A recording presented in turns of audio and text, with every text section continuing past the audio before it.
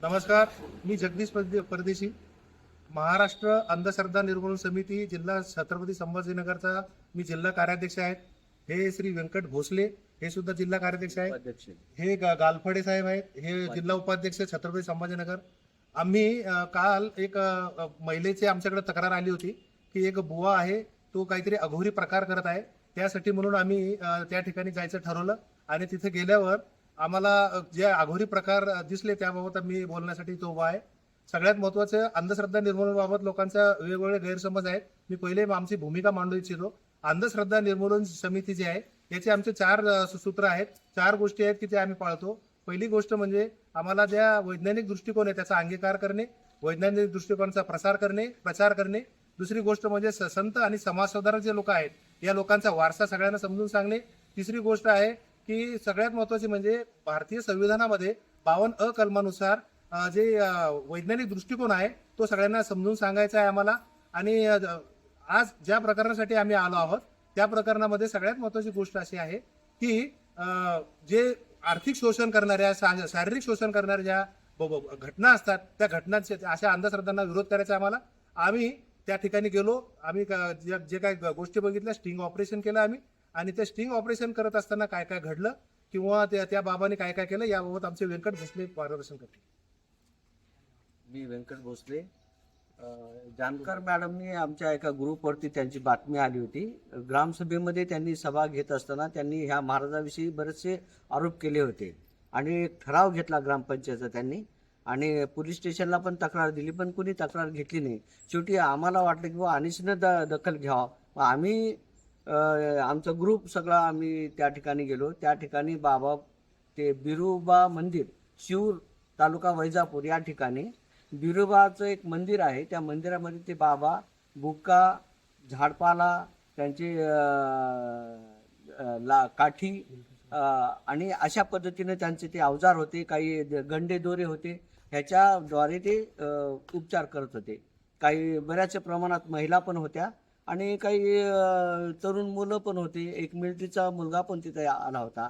आणि जे शारीरिक व्याधी आहेत त्या महिला त्या ठिकाणी घेऊन सांगत होत्या आणि प्रत्येकाला त्यांनी ते बुक्का देत होते आणि काठीनं मारत होते.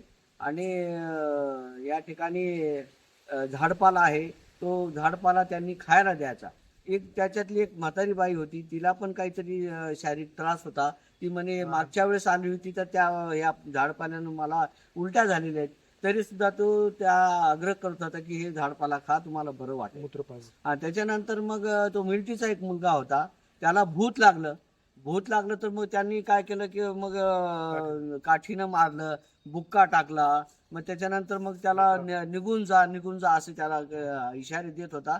तो मग शेवटी निघत नाही तर खाली पाडून त्याला त्याच्या नरड्यावर पाय दिला आणि बूट चा वास त्याला दिला किंवा तोंडात धरायला सांगितलं.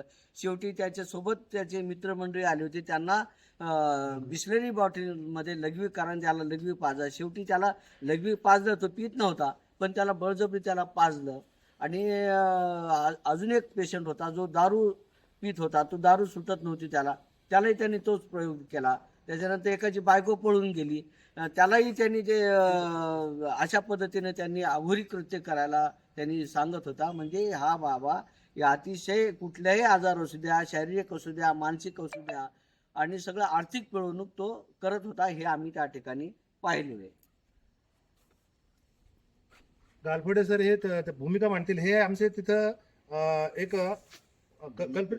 पेशंट म्हणून गेले होते आणि यांनी पुढे काय कसं त्यांचा अनुभव काय ते. नमस्कार, मी माणिक गालफाडे, अनिसचा मी जिल्हा उपाध्यक्ष आहे. आम्ही परवा गुरुवारी म्हणजे 16/7/2025 रोजी आम्ही आमच्या टीमसह शिऊर बंगला, तालुका वैजापूर, जिल्हा छत्रपती संभाजीनगर या ठिकाणी सकाळी 9ला गेलो. गेल्यानंतर आमच्याकडे तक्रार आल्यामुळे आम्ही त्या ठिकाणी गेलो आणि त्या तक्रारीची शहानिशा करण्यासाठी आम्ही प्रथम त्या ठिकाणी गेलो. गेल्यानंतर गावाच्या कडेला एक छोटंसं एक बिरोबा नावाच्या देवाचं मंदिर आहे. त्या मंदिरामध्ये हा प्रकार चालत होता, हे आम्ही पाहिलं. आणि गेल्यानंतर मी स्वतः त्या ठिकाणी एक पेशंट म्हणून मी एका व्याधीने ग्रासलेलो आहे आणि ती मला व्याधी दूर करण्यासाठी मी त्या बाबाकडे गेलो आणि गेल्यानंतर मी त्या ठिकाणी बसल्यानंतर काही ठिकाणी दुसऱ्या लोकांच्या समस्या तो बाबा ऐकत होता. मग त्या दुसऱ्या लोकांच्या समस्या, कुणाला किडनीचा आजार आहे, कुणाची बायको पळून गेली, अशा प्रकारच्या वेगवेगळ्या आजारावर तो औषधं म्हणजे देत होता. तर औषध देणं म्हणजे काय, त्याच माणसांना एक हळदीची पुडी आणायला लावायची, ती तिथं कापायची आणि तिथं खाली टाकायची, तीच त्या माणसाच्या अंगावर फेकून छडीनं मारणे, काठीनं, छडी नाही तर मोठ्या अशा 2 काट्या त्या ठिकाणी ठेवलेल्या आहेत, आमच्या चित्रफितीमध्ये आहेत, तर त्या काट्याने मारणं अशा प्रकार तो करत होता. मग माझा नंबर आला, मला त्यांनी बोलावलं आणि विचारलं की बाबा काय झालं तुम्हाला, कुठून आले? म्हटलं संभाजीनगरवरून. ठीक आहे, म्हणजे काय झालं? म्हणून माझा हात खूप दुखतो, खूप मी दवाखाने वगैरे केले पण मला काही कुठं गुण आला नाही, थेरपी घेतल्या परंतु मला कुठलाच म्हणजे फरक नाही. ठीक आहे म्हणजे यापुढे मग आले, माझ्या अंगावर त्यांनी हळद टाकली, तो अंगारा म्हणून खूप, या हातावर टाकली, या पायावर टाकली, तोंडावर टाकली, कपाळाला लावली आणि काठीनं मला त्या ठिकाणी मारलं. बऱ्याच वेळा त्यांनी काठीनं मारलं, बोटापासून या खांद्यापर्यंत.